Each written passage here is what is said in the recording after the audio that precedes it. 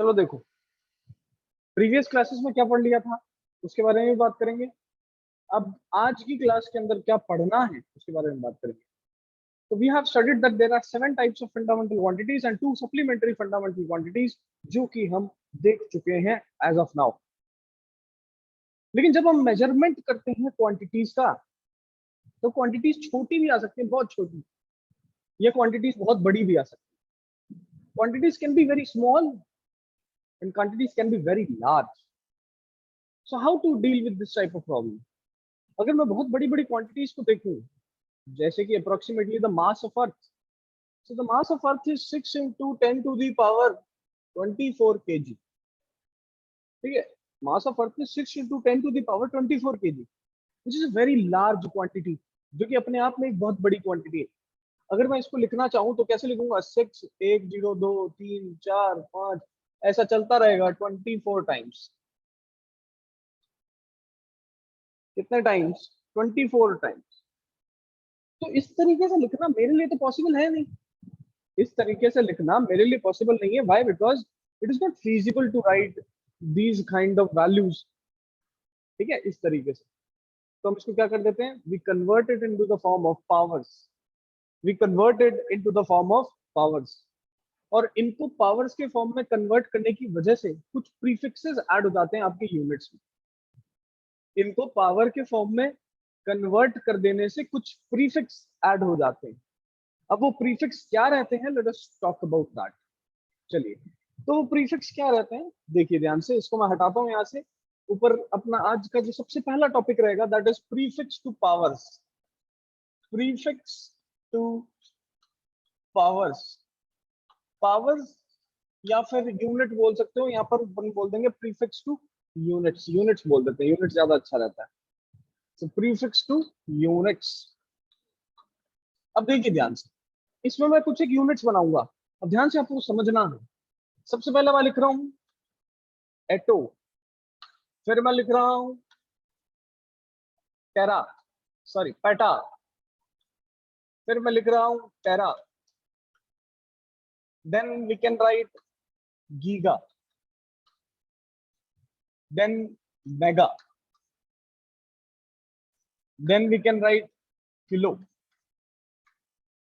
then we can write deca, then we can write meter on। अब ध्यान से देखना ये क्या सब है, बहुत ही इंपॉर्टेंट है ये सारी चीज। ये 8 तक अपन ने बात कर ली, 9 की बात करते हैं। 9 मीटर के बाद मैं लिख रहा हूं डेसी। ठीक है, क्या लिखा? डेसी। 10th में मैंने लिखा है डेसी के बाद मिली। मिली के बाद मैं लिख रहा हूं माइक्रो, फिर उसके बाद लिख रहा हूं नैनो, फिर इसके बाद अपन लिखेंगे नैनो के बाद पीको, पीको के बाद हम लिखेंगे femto, femto, and finally we will write 15th number is angstrom. अब ये कुछ प्रीफिक्सेस हैं, ये कुछ प्रीफिक्सेस हैं, कुछ यूनिट्स हैं, जिन यूनिट्स को अगर मैं डायरेक्टली यूज करूं तो उसका कुछ एक सिग्निफिकेंट मीनिंग निकल के आता है। अगर मैं एटो की बात करूं, so atto is 10 to the power 18 plus 18। Atto is 10 to the power plus 18। अब मान लो आपको कहीं पे ऐसा लिख जाए कि 1 एटोमीटर, तो आपका आंसर क्या होगा? 1 attometre means 10 to the power 18 metre. तो देखो, इतना बड़ा भी लिखने की जगह मैं डायरेक्टली क्या लिख सकता हूँ? एटोमीटर लिख सकता हूँ। ये जो प्रीफिक्सेस हैं, इनको अपन अपने वैल्यूज को सिंप्लीफाई करने के फॉर्म में यूज करते हैं। ठीक है, ये किसी के पीछे भी लग सकते हैं। यहाँ पर मैंने मीटर के पीछे लगाया है इसको। ठीक है, मीटर के पहले लगा दिया। ये आप ग्राम के पहले भी लगा सकते हो, एटोग्राम हो जाएगा। तो आप मास को मेजर करोगे। एटो सेकंड भी हो सकता है, नैनो सेकंड भी हो सकता है। तो ये सब क्या हो गए? ये सब मेजरमेंट के प्रीफिक्सेस हो गए जो कि यूनिट्स के लिए यूज किए जाते हैं just in order to simplify them. अगर मैं सिंप्लीफाई करना चाहता हूँ यूनिट्स को, तो कैसे सिंप्लीफाई करूंगा? We will use this table of prefixes. Peta की बात करें तो 10 to the power 15, टेरा की बात करें 10 टू द पावर 12, गीगा की बात करें 10 टू द पावर 9, मेगा की बात करेंगे 10 टू द पावर 6, किलो की बात करेंगे 10 टू द पावर 3, डेका की बात करेंगे 10 टू द पावर 1, और ये तो 10 की पावर होती है 0, क्योंकि 1 मीटर है ना, 1 मीटर तो 1 के बराबर ही होगा। ये लो, इसके बाद मेरे पास आता है deci, deci is 10 to the power -1, milli आता है 10 to the power -3, micro is 10 to the power -6, nano is 10 to the power -9, pico 10 to the power -12, femto 10 to the power -15, angstrom होता है 10 टू द पावर -10। तो ये मेरे पास कुछ unit chart होता है जिसके अंदर प्रीफिक्सेस लिखे हैं। अब आपको कभी कोई बोल दे 1 पिकोमीटर, 1 पिकोमीटर का मतलब क्या होगा, 1 into 10 to the power -12 metres. मतलब आपको जो बड़ी बड़ी यूनिट्स थी, जो बड़ी स्मॉल स्मॉल यूनिट्स थी, उन सभी के लिए मैंने प्रीफिक्सेस बना दिए। अब वो जब यूज करूंगा तो मेरी वैल्यूज जो है वो सिंप्लीफाइड फॉर्म में निकलती हैं। ठीक है, फटाफट सभी बताइए ये चीज क्लियर है कि नहीं है।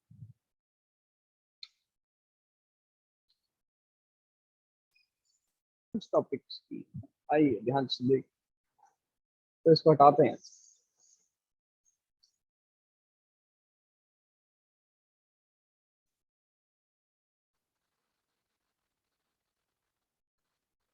बेटा आपके पास पूरी फैसिलिटी है, you can have this facility. हम 12th 11th क्लास में आ गए हैं, तो अब आप डायरेक्टली अनम्यूट करके मुझसे पूछ सकते हो सवाल, ठीक है। लेकिन not in the middle of what's going on, जैसी कोई चीज खत्म होती है तो, क्योंकि अगर आप बीच में फ्लो को तोड़ोगे तो उसके लिए क्या होता क्या है कि जो चीज मैं बताना चाहता हूँ हो सकता है वो चीज मिस कर दूं, ठीक है, तो वो उसमें लॉस होता है। आप जब भी कोई टॉपिक खत्म हो जाए और उसमें कोई डाउट आए तो आप तुरंत पूछ सकते हो। चलिए, इसके बाद आते हैं प्रीफिक्सेस ऑफ यूनिट्स के बाद हम लोग अपने नेक्स्ट टॉपिक पे आते हैं कि कुछ एक यूनिट्स होती हैं। अब मान लो बहुत लार्ज डिस्टेंसेस है, जैसे the distance between sun and the moon, this is the distance between the sun and the moon. इसी तरीके से what is 1 light year, what is 1 parsec, ये सब कुछ डिस्टेंसेस होते हैं। इन डिस्टेंसेस के भी यूनिट्स होते हैं जो कि बहुत लार्ज लार्ज यूनिट्स होते हैं। हम आज इन सब डिस्टेंसेस के यूनिट्स को भी देखेंगे।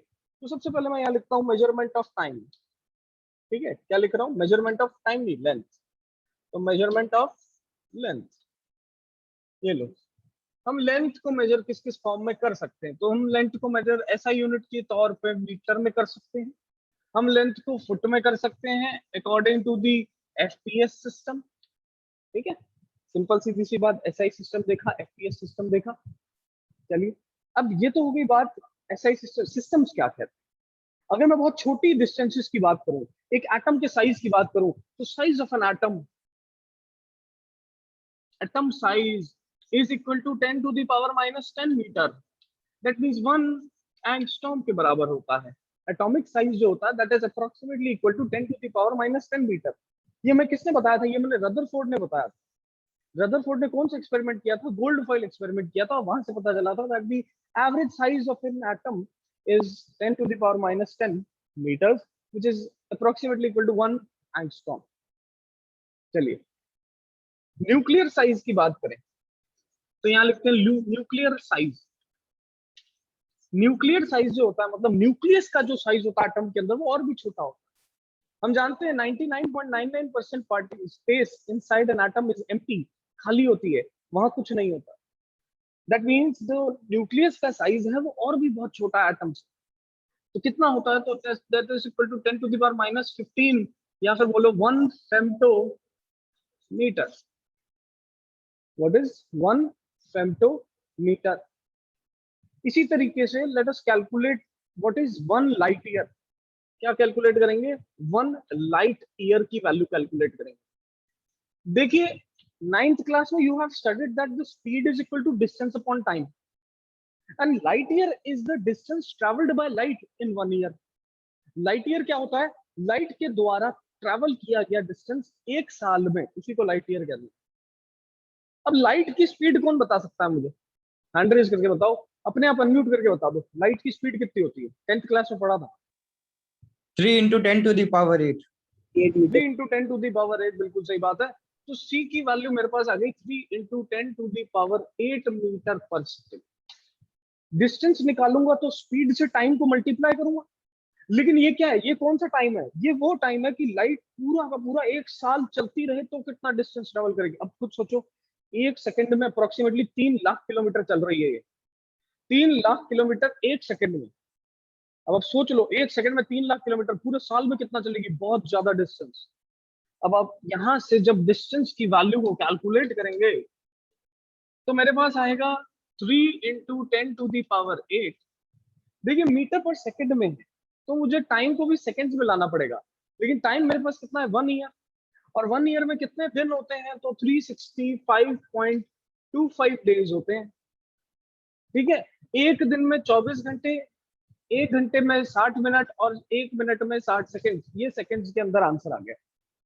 जब हम इस पर्टिकुलर वैल्यू को सॉल्व करेंगे मेरे पास आएगा answer 9.46 into 10⁻⁻15, 9.46 into 10⁻⁻15 meters, and this is equal to 1 light year। कहां से निकाला, कहां से निकाला, हमने देखा स्पीड ऑफ लाइट कितनी है, 3 × 10⁸।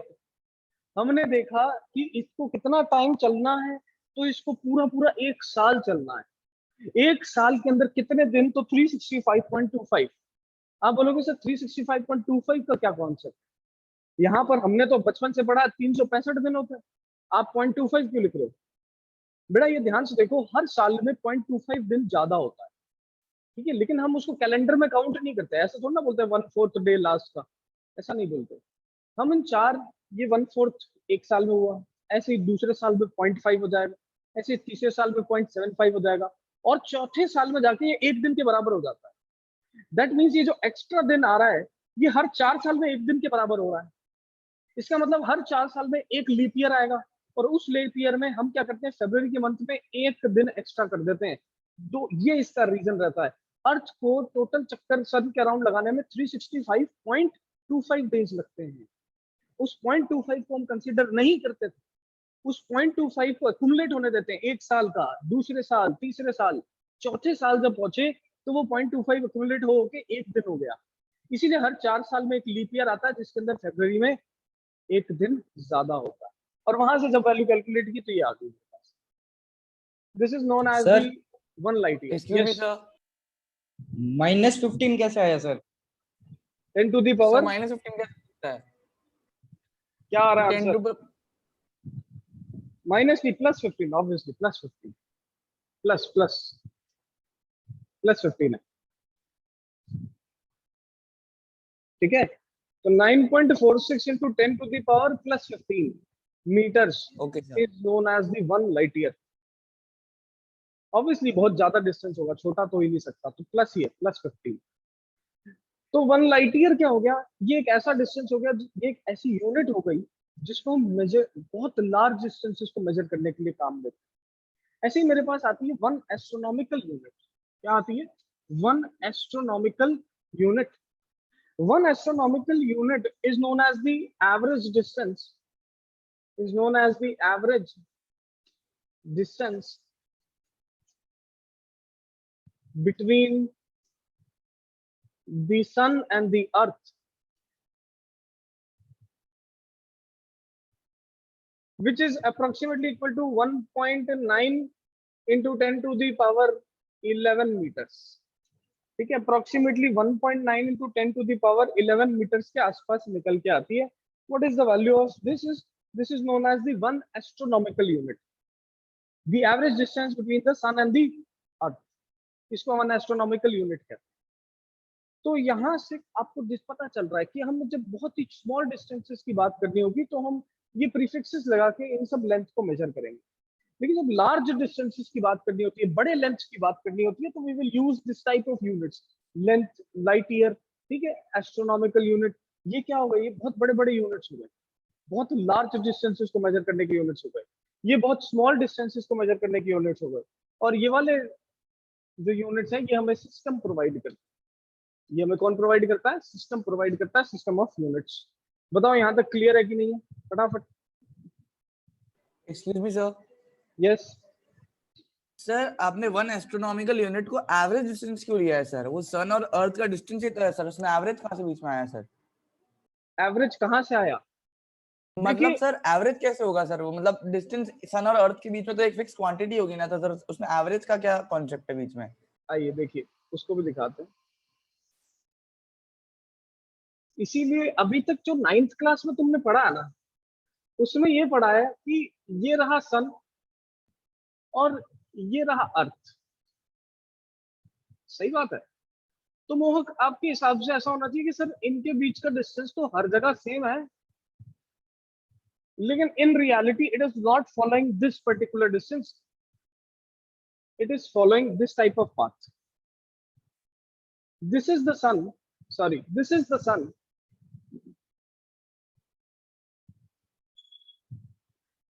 यहां पर मेरे पास सन है and this is the earth. So earth कभी तो बहुत ज्यादा क्लोज हो जाती है सन के, या फिर कभी कभार जब ये ट्रैवल करके जाती है तो काफी दूर हो जाती है सन,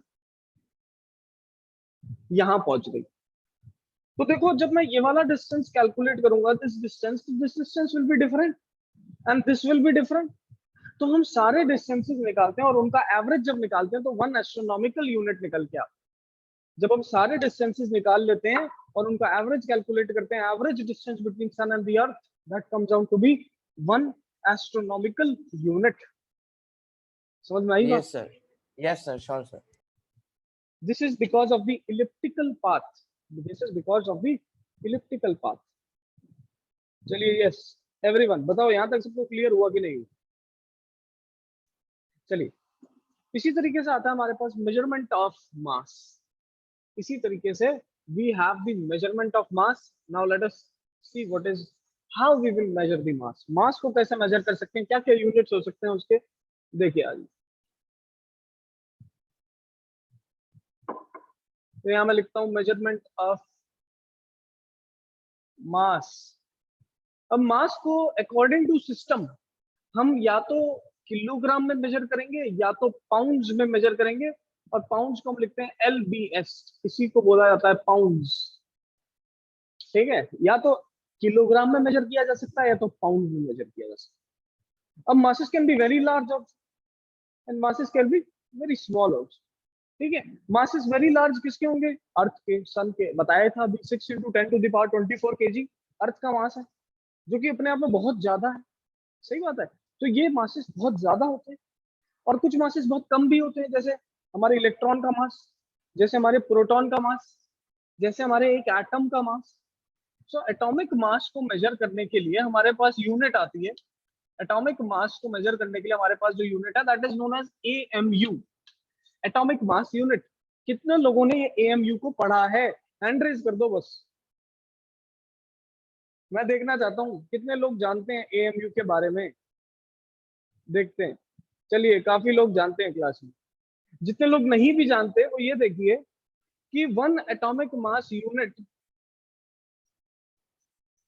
is approximately equal to 1.67 into 10 to the power minus 27 kg. This is known as the 1 atomic mass unit. इसी को 1 एटॉमिक मास यूनिट कहा जाता है। अब खुद सोचो जो बहुत छोटे छोटे मासेस होंगे, प्रोटॉन हो गया, इलेक्ट्रॉन हो गया, इन सबको किसमें मेजर किया जाएगा? इसी के फॉर्म में मेजर किया जाएगा। मास ऑफ इलेक्ट्रॉन जो होता है, मास ऑफ इलेक्ट्रॉन जो होता है, ठीक है, तो कितना है? Mass of electron that is equal to 9.1 into 10 to the power minus 31 kg। कितना है? 9.1 into 10 to the power minus 31 kg, which is very small quantity। minus 31, 10 की पावर माइनस 31 मतलब डिवाइड में एक के आगे 31 जीरो, बहुत ही छोटी क्वांटिटी। ठीक है, इसी तरीके से कुछ लार्ज क्वांटिटीज भी होती है, लार्ज यूनिट्स भी होती है मेरे पास, जैसे क्विंटल। जैसे quintal, what is 1 quintal? 1 quintal is equal to 100 kg। What is metric ton? एक टन कितना होता है, कौन बता सकता है क्लास में? बताइए अनम्यूट करके। 1000 kg में क्या कहते हैं?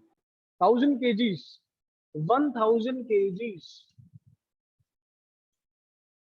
स्लग कितना होता है? Slug, you can tell me what is 1 slug? One slug क्या है? देखिए जरा, कौन बताएगा? बताओ, हैंड रेज करके बताओ। यस, बहुत।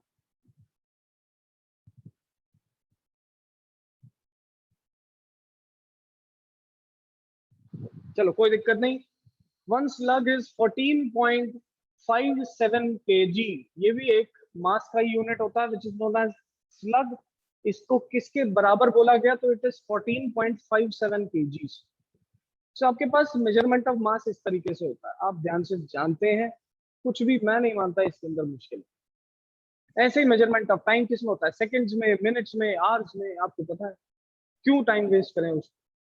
बेसिक जो इंपॉर्टेंट बातें थी, एटॉमिक मास यूनिट वगैरह हमने कर ली। ठीक है, हमने प्रीफिक्सेस के बारे में देख लिया। अगर हमारे पास कोई भी यूनिट आएगी, हम पहचान जाएंगे कि ये क्या कहना चाह रहा है। यही मेरा बेसिक उद्देश्य है यहाँ से। क्योंकि आगे जाके जब हम क्वेश्चंस वगैरह सॉल्व करेंगे, बड़े बड़े चैप्टर्स करेंगे, वहां पर ये एटो सेकंड आ जाएगा, कभी ये कभी नैनो सेकंड आ जाएगा, कभी माइक्रोमीटर आ जाएगा। तो आपको पता होना चाहिए माइक्रो, नैनो, एटो, इन सबका क्या मीनिंग है। ठीक है, वन एटॉमिक मास यूनिट क्या होता है, ठीक है, वन एएमयू क्या होता है, उसके बाद वन एस्ट्रोनॉमिकल यूनिट क्या होता है, वन लाइट ईयर क्या होता है। इन सब के बारे में आपको ज्ञान होना चाहिए। तभी हम जब आगे क्वेश्चंस करेंगे तो आप इन सब वैल्यूज को देख के घबराओगे नहीं, सोचोगे नहीं कि सर ये कहाँ से आया, हमने पढ़ रखा है अभी। अब हम इस चैप्टर का इंटरेस्टिंग पार्ट शुरू करते हैं, जहां से न्यूमेरिकल शुरू होंगे। तो मैं कहता हूँ कि आज से जो अब टॉपिक शुरू कराने जा रहा हूँ, उसके बाद से कल की क्लास, परसों की क्लास, जो भी क्लास होंगी आगे, उसमें आप रफ कॉपी लेके जरूर अपने सामने बैठना। रफ कॉपी लेके जरूर अपने सामने बैठना, क्योंकि उस रफ कॉपी के साथ ही हम लोग क्या करेंगे? प्रैक्टिस करेंगे। जितने क्वेश्चन क्लास में दूंगा, आप उसको सारे घर पे प्रैक्टिस करोगे साथ साथ। ऐसा नहीं मूवी की तरह देख रहे हैं कि सर पढ़ा रहे हैं बढ़िया लग रहा है, ऐसा नहीं। आपको घर पे प्रैक्टिस करना पड़ेगा। एक एक चीज 100% बता रहा हूँ, जो टॉपिक कराऊंगा उससे क्वेश्चन आएगा। देखो ध्यान से।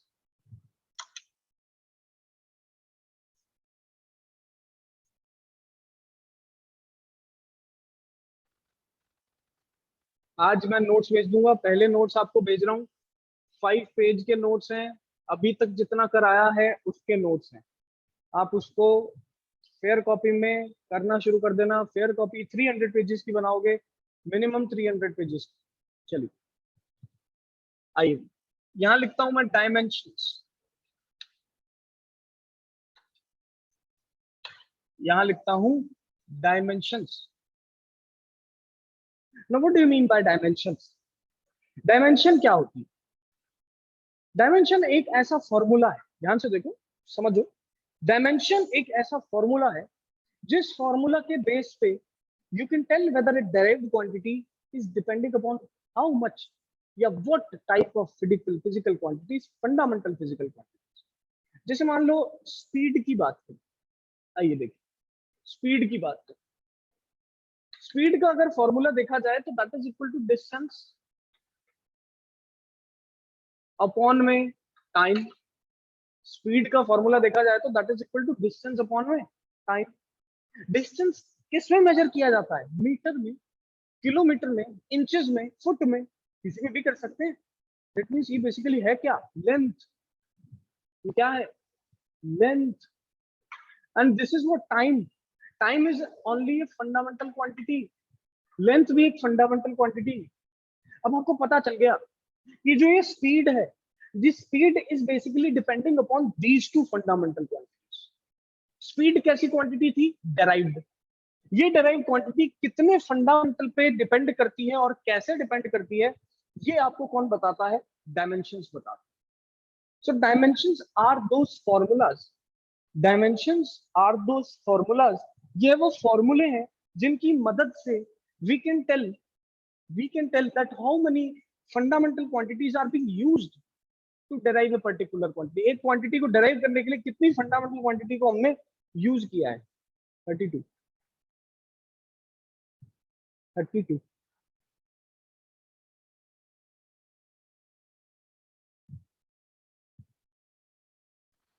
चलिए, so how many fundamental quantities are being used to derive a particular quantity? इसी को हम कहते हैं dimensions या dimensional formula.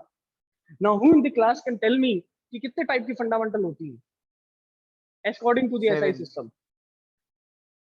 7. 7. Okay, very good. Perfect. There are 7 7. types of fundamental quantities. 7 तरीके की fundamental होती हैं quantities.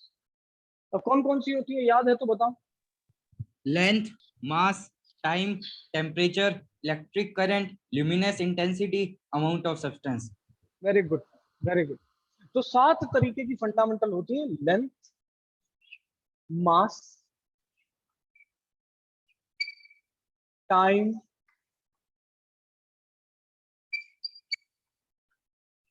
temperature,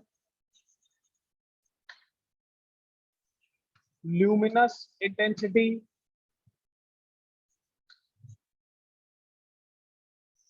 electric current,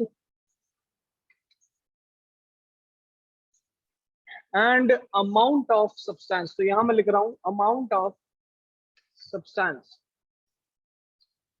ध्यान से देखिए, डायमेंशन करेंगे कल, आज सिर्फ डायमेंशन क्या क्या होती हैं वो बात करें. देखिए लेंथ का डायमेंशन बनाया गया एल को. ध्यान से देखो, एक बार समझने की कोशिश करो, पर देखो बस कि क्या इनकी डायमेंशन है. ठीक है, बस इनको देखेंगे फिर अपन समझेंगे कि करना क्या है इन डायमेंशन. मास की डायमेंशन को बताया गया m, टाइम की डायमेंशन को बताया गया t, टेम्परेचर की डायमेंशन को बताया गया थीटा, ल्यूमिनस इंटेंसिटी की डायमेंशन को बताया गया c, इलेक्ट्रिक करंट की डायमेंशन को अपन a से लेते हैं, अमाउंट ऑफ सब्सटेंस की डायमेंशन को दिखाया गया कैपिटल N से. अब बेटा ये जो डायमेंशन है ये दूसरे बुक्स में अलग अलग भी हो सकती है. ये दूसरे बुक्स में अलग अलग भी हो सकती है. किसी बुक्स में थीटा लिया जाता है टेम्परेचर को, किसी बुक्स में के लिया जाता है. तो that is totally dependent upon the author, जो ऑथर उस बुक को लिख रहा है. एच.सी. वर्मा जी थीटा लेते हैं, एच.सी. वर्मा जी थीटा लेते हैं तो मैं भी थीटा लूंगा. बिल्कुल उनके नक्शे कदमों पे चल रहे हैं. सीधी सिंपल सी बात, ये डायमेंशन. अब वापस स्पीड वाले फॉर्मूले पे आओ. देखो स्पीड क्या दिख रहा है, डिस्टेंस अपॉन टाइम. डिस्टेंस क्या होता है, लेंथ. टाइम तो होता है टी. तो देखिए लेंथ को एल से डिनोट किया, टाइम को टी से डिनोट किया, तो ये बना मेरे पास एल अपॉन में टी. और we can say that this is L T की power -1. Now we can say that the dimension of speed is Lt की power -1.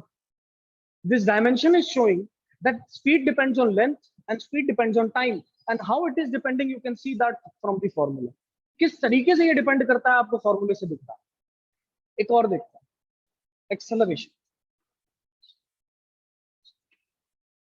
एक्सेलरेशन क्या होता है, change in velocity upon time. Change in velocity upon time. That means numerator में velocity है और denominator में क्या है, टाइम है. वेलोसिटी क्या होता है, velocity is displacement upon time. So आइए ध्यान से देखिए, वेलोसिटी इज डिस्प्लेसमेंट अपॉन में time. Displacement is what, displacement is length only. Time is what, time is t only.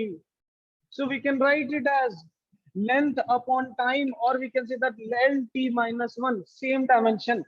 Velocity and speed are having same dimension. Acceleration की बात करते हैं. Velocity we know the dimension which is lt -1. Put करो यहाँ पर तो ये बना lt की power -1 divided by time which is t. This can be written as Lt की power -1, t की power -1. So the final answer becomes Lt की power -2. This is the dimension of acceleration. Similarly, let us do one more thing. ध्यान से देखो, समझ में आएगा, धीरे धीरे आएगा. एकदम रॉकेट साइंस नहीं है, लेकिन नया टॉपिक एकदम. देखो कोई ऐसा बहुत मुश्किल टॉपिक नहीं है, लेकिन नया है, धीरे धीरे आएगा. देखो फोर्स, फोर्स का फॉर्मूला क्या होता था 9th क्लास में, mass into acceleration. So mass into acceleration. Mass is what, denoted by capital M. So we can say that this is capital M, and acceleration is denoted by Lt -2. So this is denoted by Lt -2. Force becomes mlt -2. Force becomes mlt -2. क्या किया, simple एक ही चीज, आपको dimensions पता होनी चाहिए, formula पता होना चाहिए. फॉर्मूले में पुट करो, अलग अलग क्वांटिटी की डायमेंशन निकालते जाओ. आप बोलोगे सर क्यों निकाल रहे हैं ये सब, हम बोलेंगे बिल्कुल निकालना पड़ेगा, क्योंकि अगर डायमेंशन पता चल जाए तो देखो आपको पता चल रहा है वेलोसिटी लेंथ पे और टाइम पे कैसे डिपेंड करता है।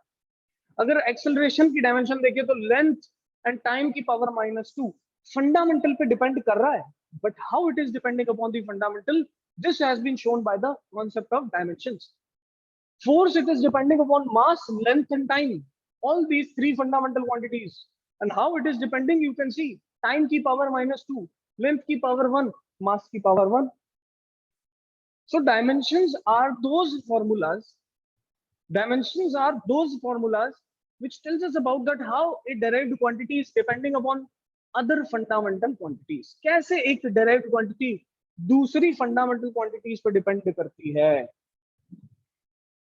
आइए एक और देखिए इसके अंदर, let us do one more.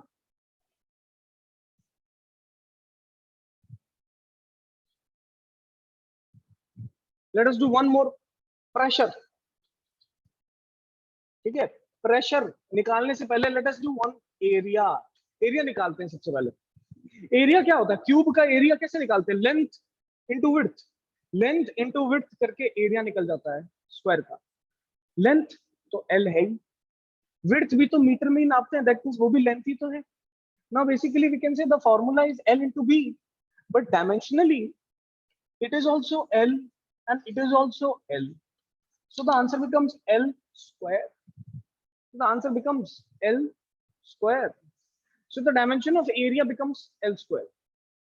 Similarly, the dimension of volume will be, volume क्या होता है, length into width into height.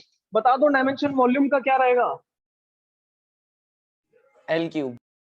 L cube. Very good. Because this is also length, this is length, this is length. Answer will be L cube. एक और चीज देखते हैं, pressure. Pressure क्या होता है, force upon area. You have seen this in 9th class. So force is what, mlt minus 2, we have derived it. So force is mlt minus 2 divided by area. Area is L square, so L square. The answer will be m L minus 1 t minus 2, m L minus 1 t minus 2. So now you can see that how a derived quantity is depending upon the fundamental quantity. This is shown by the concepts of dimensions. Now tell me, क्या सबको यहाँ तक clear हुआ है कि नहीं, इसका क्या यूज रहता है हम कल देखेंगे, इसको और अच्छे से आगे पढ़ेंगे। क्या आज की क्लास सबको क्लियर हुई है कि नहीं हुई, फटाफट बताइए हैंड रेज करके।